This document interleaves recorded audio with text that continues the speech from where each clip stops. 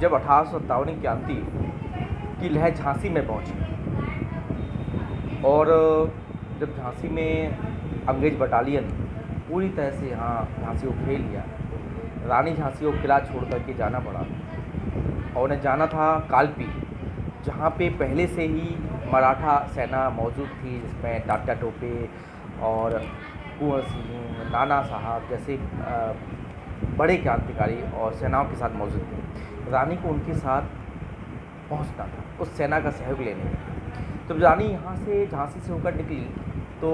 क्योंकि मोट से सीधा रास्ता था,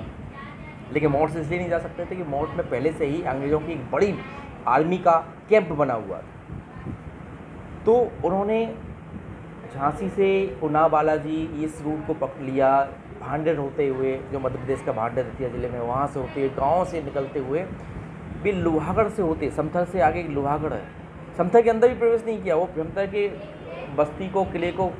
पीछे से लेकर के वो लोहागढ़ वहाँ पहुँचती हैं। तो लोहागढ़ पहुँची तो गांव के लोगों को पहले से पता चल गया कि रानी झांसी यहाँ पहुँच रही है। इस बात को मैं बहुत बड़ी बात बताता हूँ कि उस दौर में जहाँ मीडिया या ये सब पेपर ये सब नहीं था, उस दौर में भी लोगों को रानी के प्रति या और देश के प्रति कितना अच्छा प्रेम था। पूरा गांव इकट्ठा हो गया कि किसी प्रकार से रानी को बचाया जाए और रानी को जहाँ पहुँचना है गंतव्य पे, वहाँ उन्हें पहुँचाया जाए। सारे गांव के लोग इकट्ठे हो गए और जो रानी के पीछे जो आर्मी ब्रिटिश आर्मी आ रही थी, ब्रिटिश सेना आ रही थी, उस सेना को रोकने के लिए गांव के लोग सब इकट्ठे हो गए। उस गांव में बहुत अधिक संख्या पठान लोगों की थी, मुस्लिम लोगों की थी और हिंदुओं के सभी वर्ग के लोग, सभी जाति के लोग उसमें थे। गांव के सभी लोगों ने, चाहे वो पठान हो चाहे हिंदुओं की अन्य जातियां हों, सभी लोगों ने एक राय होकर एक निर्णय लिया कि हम किसी तरह से सेना को रोके रहेंगे तब तक कि रानी कालपी नहीं पहुंच जाए। रानी वहां से कालपी की ओर निकल जाती हैं और ये गांव वालों ने ये अंग्रेजी सेना को ये खबर भिजवा दी कि रानी अभी लोहागढ़ की गढ़ी में ही है। और गांव को इस बात को सुन करके ब्रिटिश सेना जो थी उसने लोहागढ़ पे हमला कर दिया। गांव के सभी लोगों में, उसमें पठान लोग, गांव के गुर्जर, गांव के और अन्य जातियों की जितनी भी जातियां गांव की थी, सभी गांव के, जिसमें योद्धा भी थे जिन्होंने तलवार भी उठाई, जो योद्धा थे,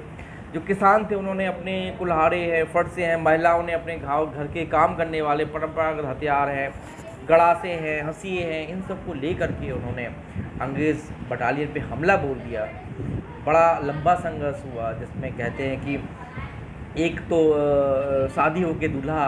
आए थे, उनकी शादी होनी थी उस दिन, उन्होंने युद्ध लड़ा और उसमें वीर गति को प्राप्त हुए। उनकी समाधि बनी हुई है, पठान योद्धाओं की वहाँ समाधि बनी हुई है। तो इस युद्ध में दर्जनों सैकड़ों की संख्या में गांव वाले वीर गति को प्राप्त हुए, लेकिन फिर भी उन्होंने उस बटालियन को मार भगाया था, उस जो अंग्रेज आर्मी थी उसको मार भगाया था। इस संबंध में लोक कवियों ने अपनी तमाम रचनाओं में इस घटना को वर्णन किया है। अंग्रेजों के जो लेख हैं उनमें तो बहुत कम इसका वर्णन मिलता है, लेकिन जो स्थानीय लोक कवि हैं, जनश्रुतियों में ये कथाएं गाई जाती हैं, लोहागढ़ की कथाएं भी गाई जाती हैं। ऐसे सभी जो क्रांतिकारी थे उनकी मज़ारों पे, उनकी समाधियों पे आज भी लोग पुष्प चढ़ाते हैं और उनको देवता का रूप वहाँ दिया जाता है।